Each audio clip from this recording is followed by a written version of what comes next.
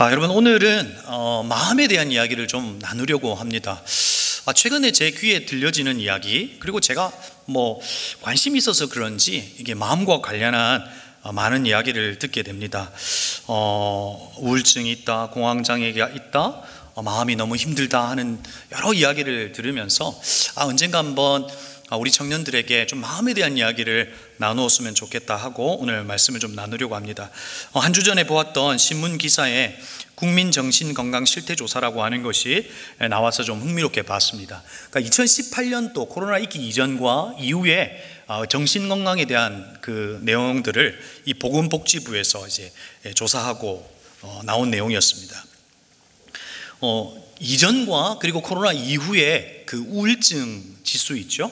그것은 한 2배 정도 모든 계층에서 상승했더라고요.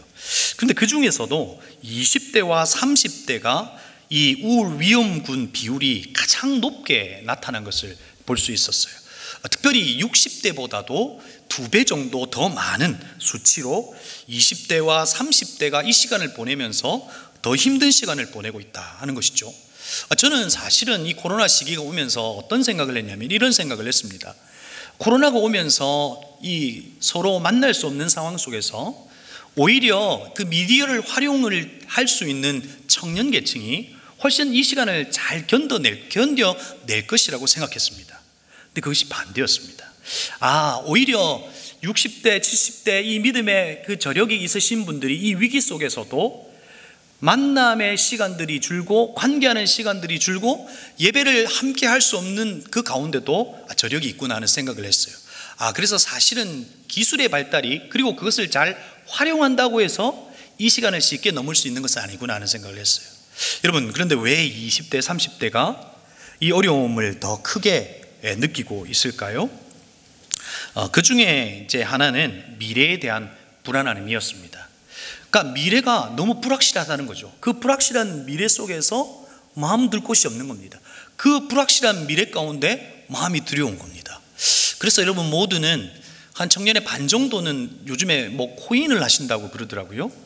요즘은 이제 광산이 거의 문을 닫았는데 채굴을 하는 경우가 있다고 하더라고요. 여러분 아세요? 저도 사실은 그 내용을 좀 알고 싶어서 공부를 좀 했어요. 그랬더니 전국 곳곳에 채굴을 하는 곳이 있어요. 어떻게 하는지 아세요, 여러분? 그래픽카드 8개인가를 한 컴퓨터에 끼워서 그 암호를 풀어가면서 이 채굴을 하는 거예요. 그래서 한 그 유닛당 그 가격을 이제 가치로 평가해서 매기는 거죠. 60만 원, 많이 나가면 300만 원 이렇게 하더라고요. 괜찮죠? 여러분 반응이 없으세요? 여러분, 우리의 이 불안한 미래가, 불확실한 미래가 우리를 두렵게 하더라는 거죠. 또 하나의 원인을 뭐라고 이야기하냐면 가족의 보호에서 분리되었기 때문이라고 이야기해요.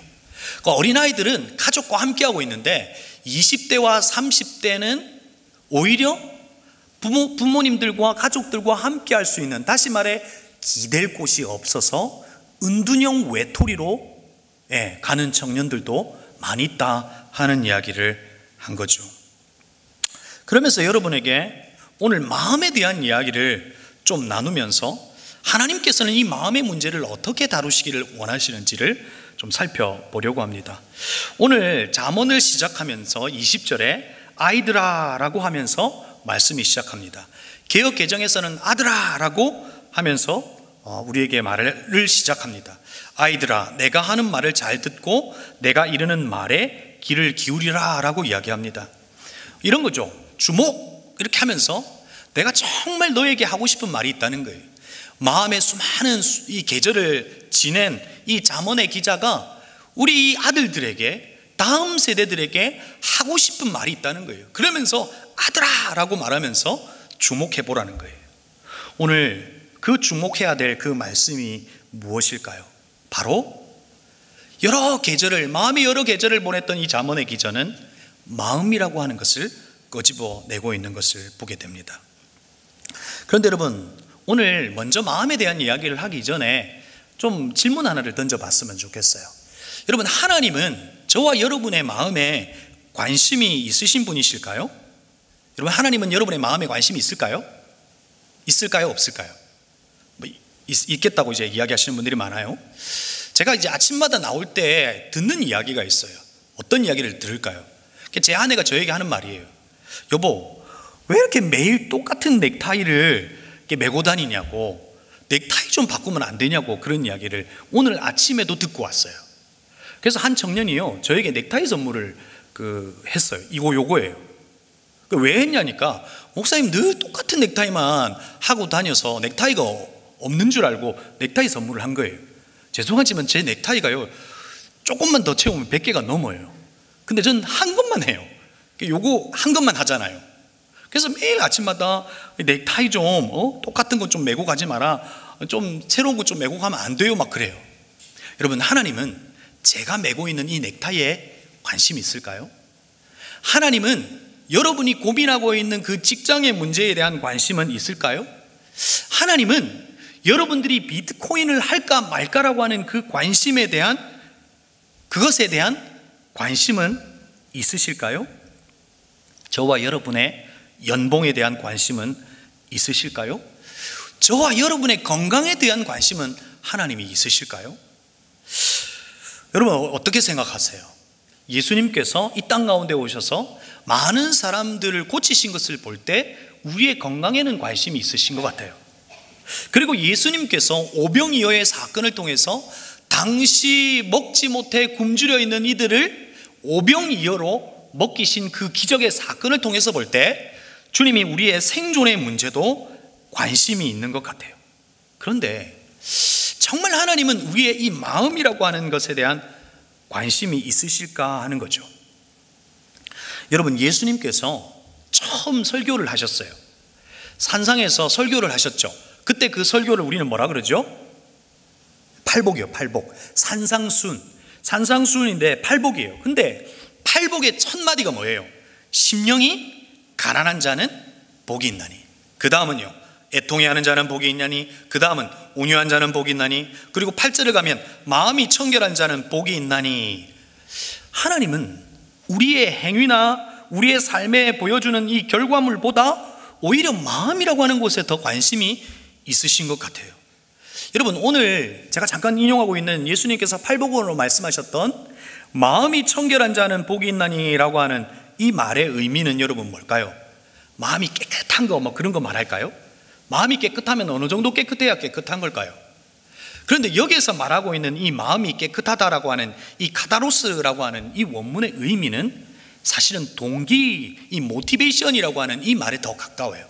다시 말해서 동기가 바른 사람은 어떤 사람이라는 거예요? 복이 있는 사람이라고 말하는 거죠. 어떤 행동을 할 때 그 마음의 동기가 바른 사람은 복이 있다는 거죠. 다시 말해, 하나님은, 예수 그리스도는 우리가 하는 그 일의 결과보다 동기, 즉 마음에 관심이 있으시다는 거예요. 그리고 한번 성경을 쭉 찾아봤어요. 성경을 찾아보니까 성경에 여러분, 마음이라고 하는 이 단어가 한 몇 번 정도 사용된 것 같아요. 되었을 것 같아요. 마음이라고 하는 것이 1000번 이상 사용된 것을 볼 수 있었어요. 그리고 하나님이 곳곳에 말씀하시는데 마음에 대한 관심이 참 많으시다 하는 것을 알게 됐어요. 로마서 1장 28절에 뭐라고 말하냐면 그 마음에 하나님 두기를 싫어하는 것을 죄다, 이렇게 이야기했고요. 오늘 아까 보았던 5장 8절에도 마음이 청결한 자는 복이 있다 말했고요. 마태복음 22장 37절에 마음을 다하여 하나님을 사랑하는 것을 믿음이라고 이야기했고요. 로마서 10장 10절에 마음으로 믿어 의에 이른다고 이야기했어요. 마음으로 믿어 의에 이른다고 이야기했어요. 그리고 로마서 2장 29절에서는 할례는 몸이 아니라 마음의 할례를 해야 된다 하는 이야기를 하고 있고요. 로마서 12장 1절에는 마음을 새롭게 함으로 변화를 받아라라고 우리에게 요청하고 있죠. 그리고 빌립보서 2장 5절에 너희 안에 이 마음 곧 예수 그리스도의 마음을 품어라라고 이야기하고 있어요. 그리고 고린도서 1장 22절에는 성령을 주신 곳이 어디라고 이야기해요? 우리의 마음이라고 이야기해요.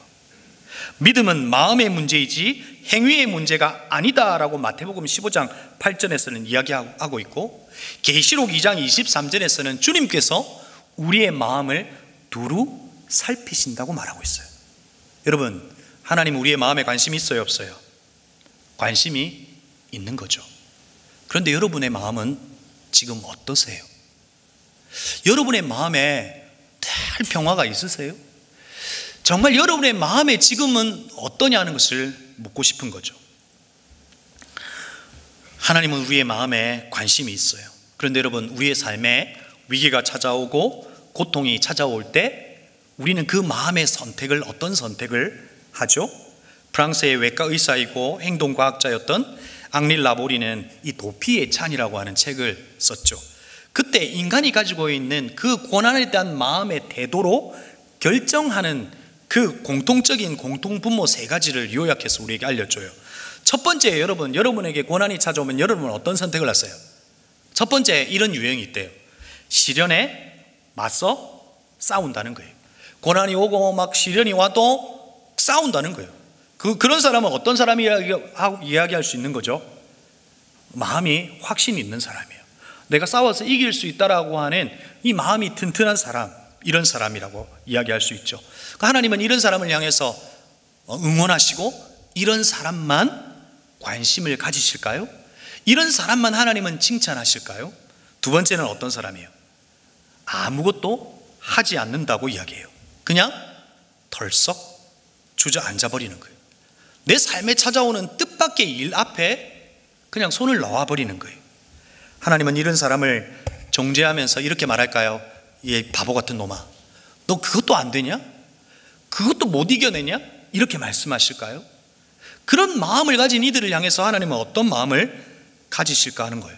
정말로 정죄하고 지적하실까요? 세 번째는 시련 앞에 사람이 어떤 선택을 하죠? 어떤 선택을 해요? 저와 여러분이 다 해봤어요. 어떤 거예요? 도망쳤잖아요. 도망치잖아요.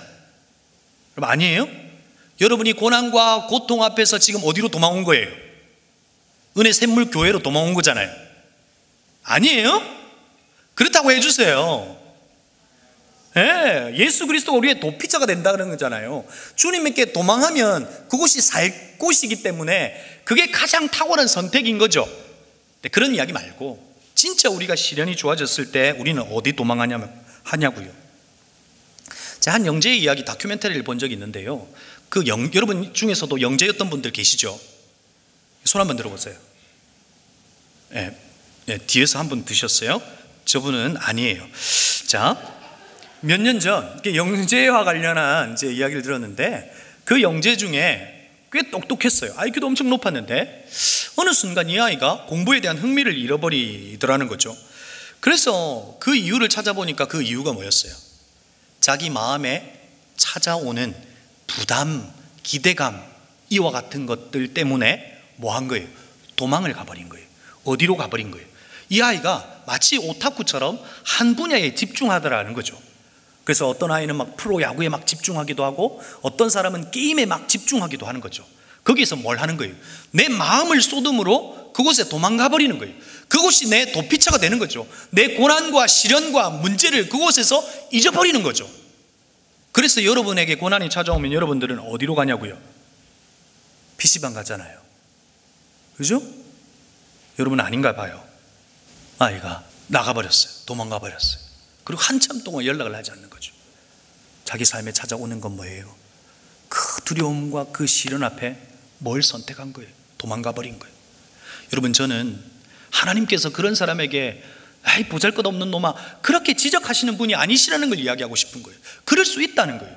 그런데 하나님은 도망하든 주저앉듯 시련과 싸우든 하나님은 저와 여러분의 마음에 관심이 있으시다는 거죠. 여러분, 다시 묻습니다.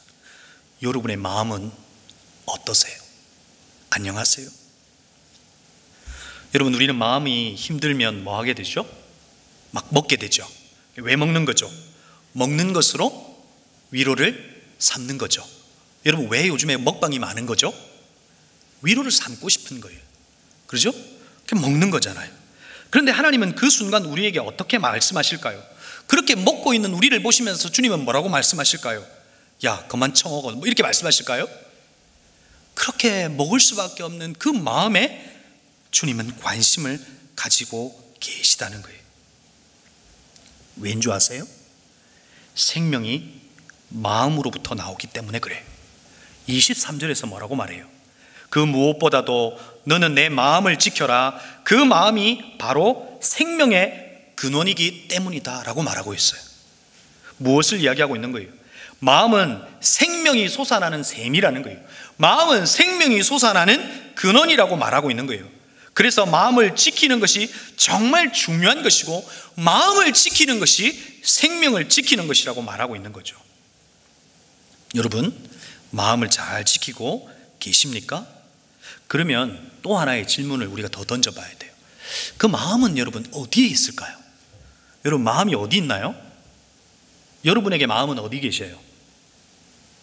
어디 있어요? 한번 이렇게 표시해 보세요. 이렇게 어디? 여러분의 마음은 어디 있냐고요? 우리 앞에 기도하신 우리 목자님은 여기 있다고 말씀하셨어요. 그렇죠? 저도 가끔은 여기 있는 것 같기도 한데 어디 있는지 사실 잘 모르겠어요. 여러분, 재미있는 신학 주제 가운데 이 지옥의 장소성, 그러니까 지옥이 도대체 어디 있느냐라고 하는 이 신학적인 주제가 참 재미있어요. 그리고 또 하나는 도대체 마음은 어디 있느냐라고 하는 것에 대한 이 신학적인 이런 주제들도 참 재미있죠. 그런데 당시 이 성경을 썼던 이 고대 이 근동에서의 마음은 어디 있다고 믿었을까요? 오늘 이 마음이라고 하는 NIV 성경은 heart, 그냥 그 심장이라고 표현했어요. 당시에 이 아누비스 신과 토드 신이라고 하는 신이 있었는데, 그 신이 죽은 사람에게 그 죽은 사람이 정말 진리 안에 살았는지를 확인하기 위해서 어떻게 해야 된다고 이야기했다고 해요? 그 심장을 저울에다가 달아보는 거죠. 그렇게 해서 무게가 많이 나가면 진리 안에 있었다, 마음의 크기가 크다, 이렇게 할 수 있는 거죠. 정말 그럴까요? 그러고 보면 그런 것 같기도 해요. 왜냐하면 좋아하는 사람을 만나면 여러분의 심장이 어때요? 쿵쾅쿵쾅 뛰죠. 오늘 여러분 예배 드릴 때, 찬양할 때 심장이 뛰었죠. 주님이 예배 가운데 오시잖아요. 그걸 우리는 임재라고 표현하잖아요. 그 쉐카이나 영광, 그 주님이 이 예배 가운데 우리 가운데 딱 오실 때 그 주님을 만나는 감격 때문에 심장이 뛰셨죠. 뛰셨을 거라고 저는 생각해요. 심장이 콩깍콩깍 뛰고 얼굴이 변하는 것을 볼 때 마음은 여기에 있다라고 생각할 수 있지만, 마음을 정확하게 어디 있다 이렇게 표현할 수 없지만, 마음은 사실상 우리의 이 머리에 있다, 뇌에 있다 이렇게 말할 수 있는 거죠. 마음이라고 하는 것이 어떤 역할을 해요? 생각하고 사고하고 또 바라고 지각하고 지식이 있고, 또 믿음이라고 하는 것이 마음을 통해서 반응하고, 또 우리의 욕구 그리고 의도와 같은 것이 바로 그 속에서 이루어질 때 여기에 있다고 보는 게 맞겠죠? 아닌가요? 근데 마음이 아프다 할 때 이렇게 하시는 분들은 없잖아요.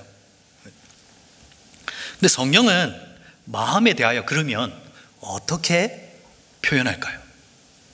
예레미야 17장 9절에서 마음에 대하여 성경은 이렇게 표현해요.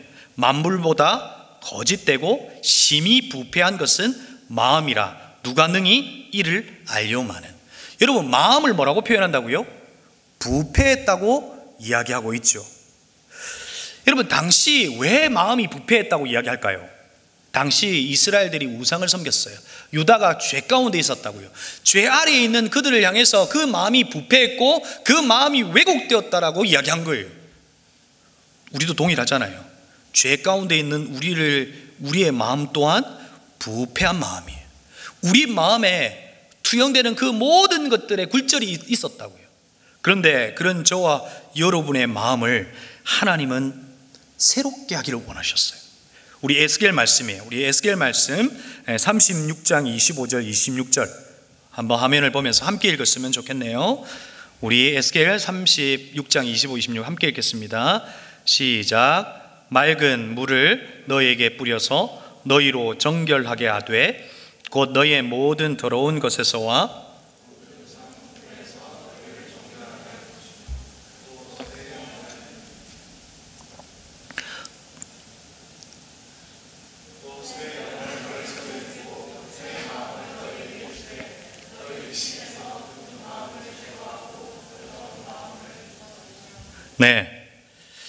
여러분, 부패한 우리의 심령의 에스겔을 통해서 예언하죠. 우리의 마음을 어떻게 하겠다고 말씀하세요? 우리의 마음을 정결하게 하고 우리 마음을 새 마음을 너희에게 줄 거라고 이야기하고 있는 거죠. 여러분, 물을 너희에게 뿌려서 너희를 정결하게 하되라고 하는 이 표현은 당시 율법으로 표현하면 성결의 의식을 이야기하는 거죠. 더러워져 있는 우리를 깨끗하게 한다는 거예요. 이것이 우리에게 어떻게 이루어졌어요? 바로 예수 그리스도의 십자가의 피로 우리를 정결케 하셨죠. 그리고 새 마음을 너희에게 주되라고 하는 이 말의 의미는 뭐죠? 성령께서 우리 안에 거하심으로 우리의 마음을 새롭게 해버리신 거예요. 이 일들이 우리 가운데 일어났어요? 안 일어났어요? 일어난 거예요. 이미 우리는 우리의 마음이 새롭게 된 거죠. 하나님은 우리의 마음을, 정원을 깨끗하게 하시고 우리의 마음을 재창조하신 거예요. 로마서 12장 2절에서는 이렇게 말하죠. 너희는 이 세대를 본받지 말고 오직 마음을 새롭게 함으로 라고 되어 있어요. 여러분, 새롭게 한다라고 하는, 새롭게 하고 변화를 받는다라고 하는 그 말의 의미가 뭐죠? 하나님께서 우리의 마음을 예수 그리스도로 말미암아 트랜스폼했다는 거예요. 새롭게 하셨다는 거예요. 새롭게 우리의 마음을 창조하시고 우리 안에 새 영이신 성령을 우리 안에 두셨다는 거예요.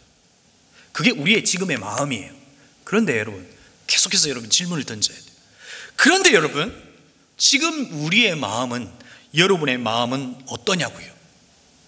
예전과 다르지 않는 것 같아요. 분명히 내 안에 새 마음에 새 창조가, 새 영이 우리 안에 계심에도 불구하고 여전히 난 뭐예요? 두려워요. 불안해요. 마음의 위기는 매일매일이에요. 새롭게 창조된 마음에서 다른 사람에 대한 미움의 마음이 여전해요. 음란이 내 마음에 여전히 자리 잡고 있어요. 도대체 이 마음을 어떻게 하라는 걸까요?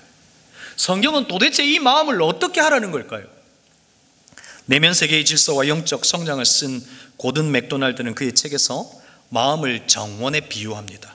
정원을 회방하는 붉은 여우를 잡아라 라고 이야기합니다. 그리고 그 마음의 정원을 가꾸어라 라고 이야기합니다. 어떻게 정원을 가꿀 수 있을까요? 첫 번째 주목해 볼 것은 바로 말입니다. 여러분, 잠언에서는 말이라고 하는 말이 가장 반복해서 사용됩니다.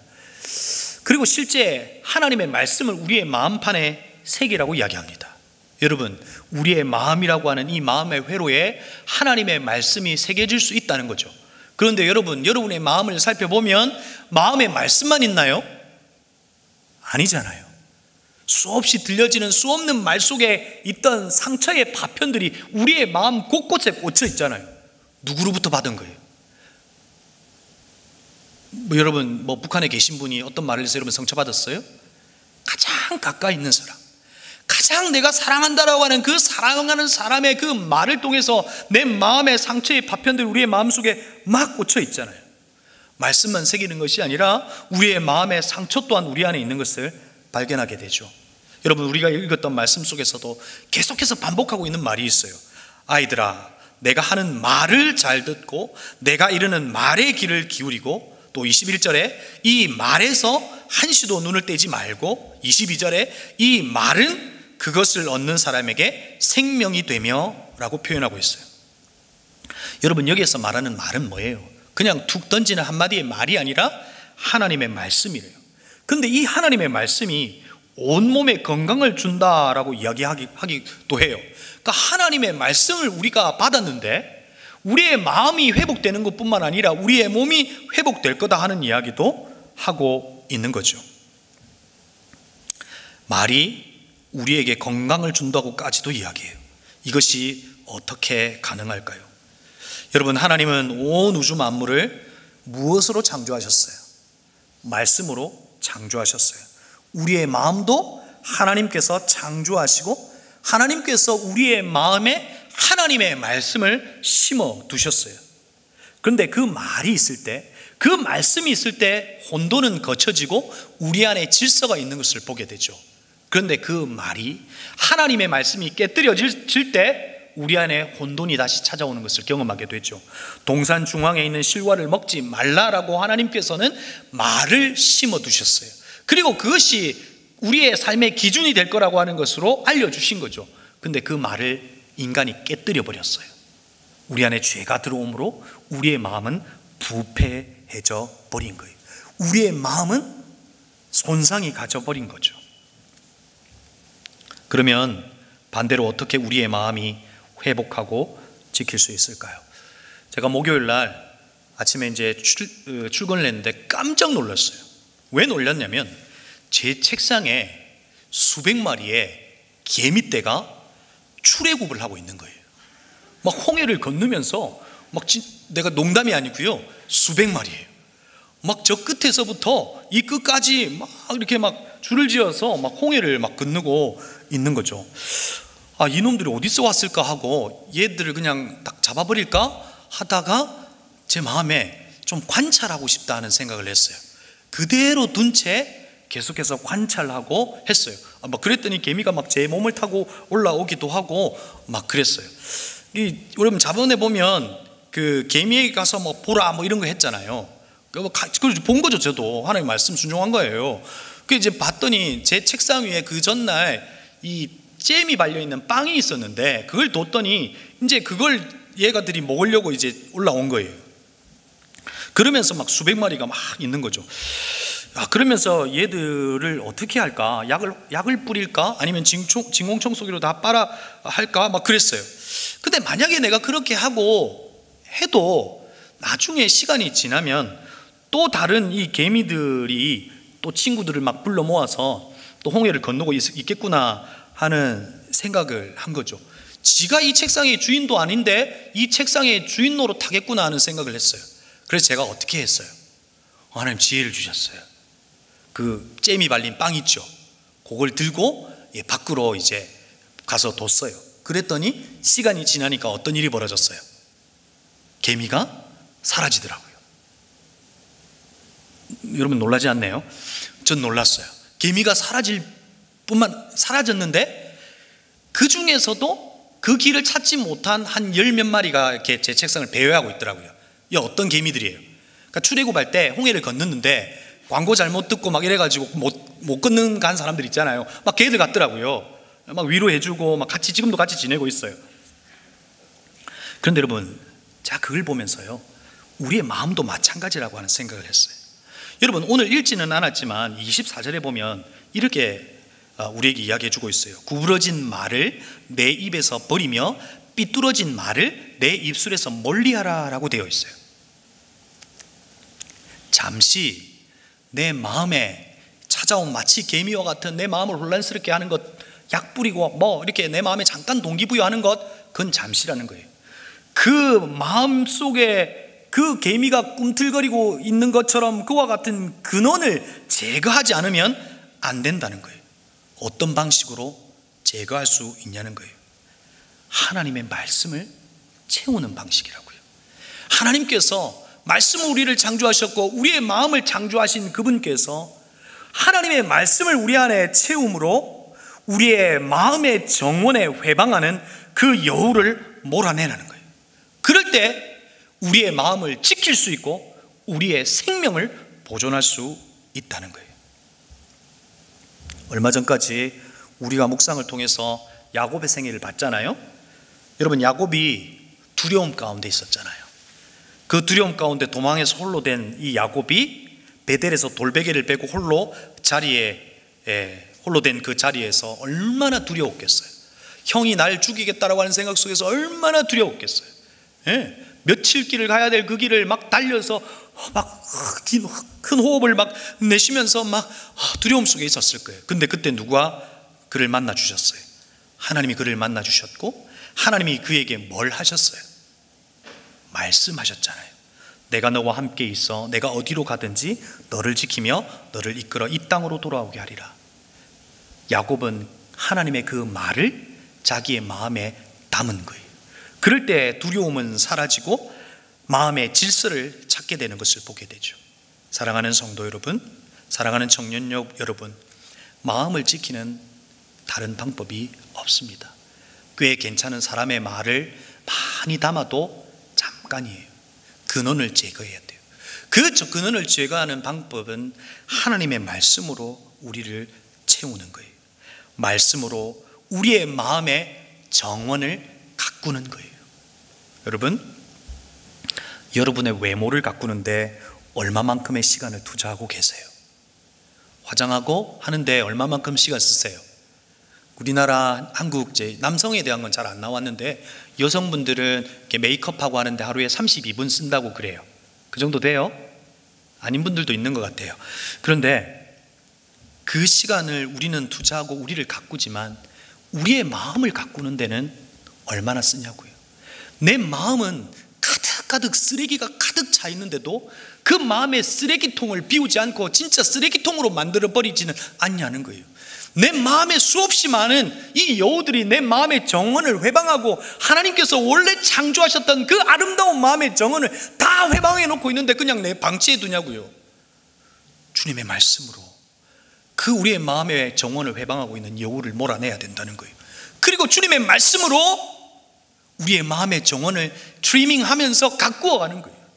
그럴 때 우리의 마음은 아름답게 그 마음이 지켜질 수 있는 거예요.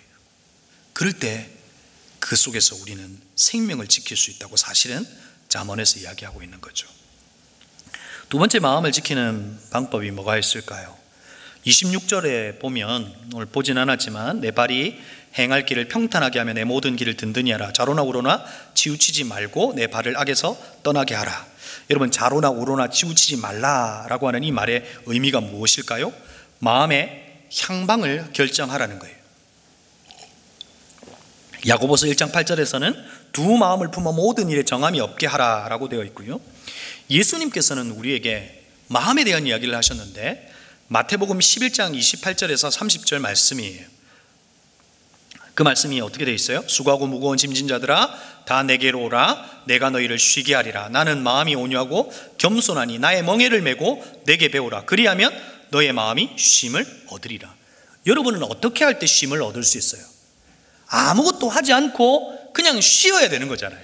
우리가 하는 모든 일로부터 단절하고 아무것도 하지 않는 상태에서 그냥 가만히 있으면 쉼이 되는 거 아니에요? 그런데 예수 그리스도는 그것이 안식의 의미가 아니라고 이야기해요. 우리의 마음에 쉼을 얻으려면 멍에를 매라는 거예요. 멍에 아시잖아요. 짐승의 이 소나 이런 데 방향을 결정하기 위해서 목에 이렇게 매는 거 있잖아요. 여러분, 그걸 매라는 거예요. 그것이 얼마나 내 삶을 여러분 이렇게 부자연스럽게 만드냐고요. 얼마나 무겁냐고요. 그런데 주님은 그 멍에를 매라는 거예요. 그 말의 의미가 뭐예요? 내가 널 만들었다는 거예요. 내가 널 만들었고 널 향한, 널 디자인한 사람이 바로 나라는 거예요. 너희들이 내 멍에, 다시 말해서 내가 너희를 향한 꿈, 너희를 향한 비전, 너희를 향한 방향, 그것을 딱 결정할 때 너의 마음을 지킬 수 있다고 이야기하는 거예요. 사랑하는 성도 여러분, 사랑하는 청년 여러분, 여러분 우리의 여러 갈래의 마음을 정말 그리스도를 만남으로 그 마음의 방향을 결정할 수 있기를 주님의 이름으로 축복합니다.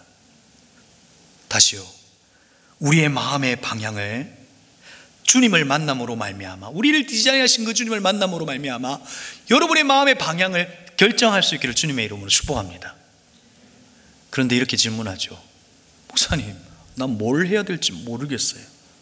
캄캄하다니까요. 확률로 살아본다면 세상에서 지금 이렇게 살면 안 되잖아요. 이 주일날 와서 이렇게 예배드리고 시간을 소비하면 안 되잖아요. 더 공부하고 더 열심히 싸워서 이 세상의 경쟁에서 이겨내야 살 수 있잖아요. 그렇게 저에게 물을 거예요. 그때 여러분이 할 수 있는 일은 뭘까요? 예수님께서 우리에게 뭐라고 말씀하셨어요? 제가 참 좋아하는 말씀이에요. 그러므로 내일을 위하여 염려하지 말라. 내일 일은 내일이 염려할 것이요 한날 괴로움은 그날에 족하니라. 내일 일을 내일이 염려한다고 이야기해요. 우리가 고민하고 염려하는 그 내일이라고 하는 그 염려는 내일의 주인이신 하나님이 염려한대요. 그런데 우리가 지금 그 내일을 염려한다면 하나님의 주권에 침범한다는 거예요. 내일의 주인이 할 일을 너희들이 대신하지 말라는 거예요. 불확실하지만 내일을 염려하는 그 일은 내일이신 하나님이 하지 너희들 하지 말라는 거예요. 그러면 여러분, 내가 무엇을 해야 할지도 알지 못하는 상태, 캄캄한 진공 상태와 같은 이 삶에서 도대체 난 뭘 해야 되냐는 거예요. 바로 내일의 주인이신 가장 확실하신 그 주님을 신뢰하고 내일의 염려가 오늘 나에게 가지고 와서 오늘을 허비하는 하루의 삶이 아니라 오늘을 주신 하나님 앞에 감사하며 오늘만 사는 거예요. 사랑하는 청년 여러분, 사랑하는 성도 여러분, 뭘 해야 될지 향방을 모르겠죠. 그때는 주님이 내일의 주인이시라고 하는 확신 가운데 그냥 오늘만 사세요. 내일의 염려가 오늘 하루를 소비하지 않게, 그 염려가, 그 근심이 오늘 하루를 태워버리지 않게 그냥 오늘만 사세요. 오늘 준 거 주님 감사해요. 오늘만 살고, 그리고 내일 다시 오늘이 주어지면 그 오늘을 사는 거예요. 그 오늘만 살면 그 오늘이 엮여져서 내가 그토록 염려하고 근심했던 내일이 하나의 이야기로 엮여질 거예요. 오늘만 사는 저와 여러분이 되기를 주의 이름으로 축복합니다. 마지막입니다. 세 번째는 하나님을 알아가라는 거예요. 잠언의 핵심 구절이 뭐냐면 잠언 9장 10절이에요. 여호와를 경외하는 것이 지혜의 근본이요 거룩하신 자를 아는 것이 명철이다 라고 이야기하죠. 이 명철이라고 하는 것은 뭐 통찰력 이렇게 하기도 하고, 원문 성경은 이걸 understand, 이해하다 이런 표현으로 쓰는 거죠. 다시 말해서 하나님을 알아가는 것과 understand, 이 명철은 비례한다는 거예요.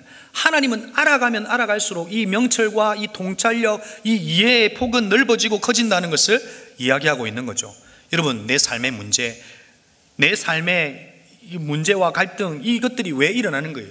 내 삶에 찾아오는 뜻밖의 일들이 너무 많잖아요. 그런데 그것이 왜 내 마음의 갈등으로 일으키냐고요? 모르니까요.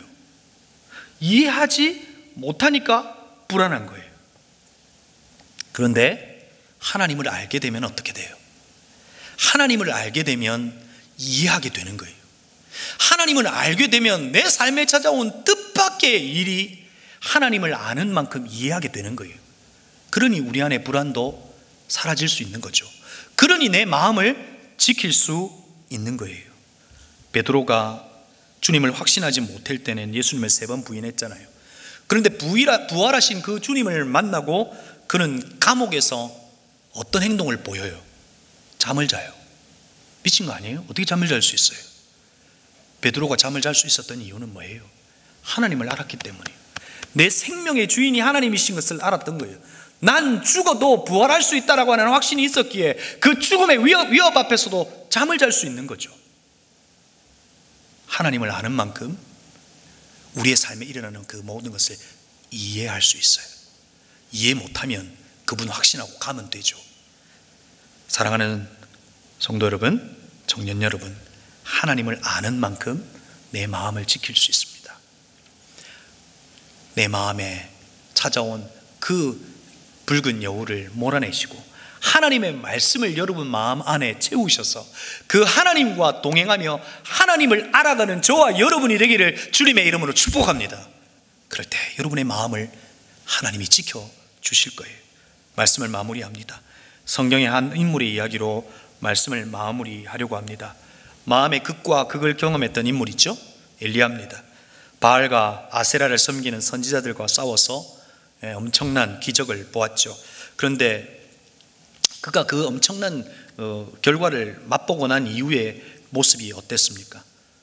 그 도망가는 것이었어요. 이세벨의 미움을 받아 도망하는 거죠. 누군가가 날 죽이겠다고 생각하고 그냥 도망한 거예요. 그는 자신의 생명을 살려주신 분이 하나님이신데도 불구하고 그의 생각은 어디 갔는지 그는 살기 위해서 도망하는 거죠. 10일 이상 그는 막 뛰어서 도망갑니다. 살기 위해 도망한 길이지만 그는 죽고 싶었는지도 몰라요. 하나님 앞에서 뭐라고 고백해요? 여호와여, 넉넉하오니 지금 내 생명을 거두어 주옵소서. 하나님, 나 죽여달라는 거예요. 그만큼 마음이 힘들고 괴로웠다는 거예요. 영상 40도 50도가 넘는 그 광야의 뜨거운 열기 속에 로뎀나무 아래서 덜썩 주저앉습니다. 여러분, 로뎀나무는 그늘이 있는 나무가 아니에요. 당시 시띠나무나 이 종려나무는 그늘이 있지만 그늘이 없는 나무에 왜 덜썩 주저앉았을까요? 그냥 죽고 싶었던 거예요. 죽여달라는 거예요. 그 나무에 그냥 덜썩 주저앉는 엘리야의 모습을 보게 되죠. 그리고 잠이 들어요. 그런데 그곳에 그를 찾아온 한 존재가 있죠. 천사가 그를 찾아와, 그 성경을 한번 보세요. 재밌는 표현이 있어요. 그를 어루만져요. 그리고 숯불에 구운 떡과 한 병의 물을 가지고 와서 그를 먹여요. 하나님은 천사를 통해서 먹을 것과 마실 물을 제공하고 살려내요. 그리고 두 번째 또 찾아와서 어루만져요. 토닥토닥. 하나님이 그를 정죄하지 않으셨어요. 하나님이 그의 마음의 문제, 믿음의 문제를 지적하지 않으셨어요. 그냥 그 곁에 계셨어요. 살기 위해 도망간 로뎀나무 아래에서 그는 누구를 알게 된 거예요? 하나님을 알게 된 거예요. 그늘이 되시는 하나님을 알게 된 거예요. 나를 입히시고 먹이시는 하나님을 알게 된 거예요. 내 생명을 책임져 주시는 하나님을 알게 된 거예요. 살겠다고 도망간 그 자리에서 날 살릴 수 있는 유일한 분은 하나님이라시는 것을 알게 된 거예요. 항상 나와 함께 하시는 분이 하나님이시라는 것을 알게 된 거예요. 그리고 그에게 다시 하나님의 말씀이 임하고, 여전히 그의 마음은 불안했지만 그는 마음을 붙잡고 주님의 말씀을 붙잡고 두려움이 있었던 그곳으로 다시 가는 것을 보게 되는 거죠. 사랑하는 성도 여러분, 사랑하는 청년 여러분, 여러분의 마음은 어떠시냐고요? 죽고 싶을 만큼 힘들 때가 있죠? 그런데 우리 하나님이 여러분과 함께 하시는 거예요. 저 하나님께서 저와 여러분의 마음을 응원하세요. 마음아 이겨라, 마음아 이겨라 하고 하나님께서 우리를 응원하세요. 고린도후서를 묵상하고 있잖아요. 우리는 질그릇이에요. 그냥 흙이라고요. 그런데 보배이신 예수 그리스도를 우리 질그릇에 담겨져 있다고요. 우리 안에 계신 보배이신 예수 그리스도, 성령이신 그분은 우리의 마음속에 오셔서 우리의 마음을 그냥 조정하시는 분이 아니시라고요. 우리의 마음과 함께 우리를 응원하시고 하나님을 알게 하셔서 우리의 마음을 응원하세요. 마음아 이겨라. 생명이 마음으로부터 나기 때문에 성령께서 질그릇과 같은 우리 안에 오셔서 우리를 응원하시는 거죠. 말씀을 정말 맺겠습니다. 청년 여러분, 성도 여러분, 하나님은 우리의 마음을 응원하십니다. 하나님은 우리의 마음을 창조하셨고 부패한 우리의 마음을 새롭게 하셨습니다. 우리의 마음에 성령님께서 함께 하시고 우리를 응원하시고 우리의 마음을 지키십니다. 다시금 우리가 해야 할 일이 있다면 말씀으로 돌아가 우리의 마음의 말씀으로 채우는 거예요. 우리의 마음의 정원을 회방하는 붉은 여우를 몰아내는 거예요. 우리의 마음에 내일의 주인이신 하나님에 대한 확신으로 그냥 오늘만 살아가는 거예요. 그럴 때 우리는 하나님을 알게 되고 하나님을 아는 만큼 우리는 이 세상을 넉넉하게 이겨낼 거예요. 에스겔을 찾아오셔서 토닥토닥 하시고 응원하셨던 그 하나님이 우리를 응원하고 계시다는 거 잊지 마시고, 여러분의 마음을 다른 곳에 빼앗기지 마시고, 여러분의 마음을 사단에게 도둑질하게 하지 마시고, 하나님께서 우리의 마음을 지키신다는 것을 기억하셔서 승리하시는 저와 여러분이 되기를 주님의 이름으로 축복합니다.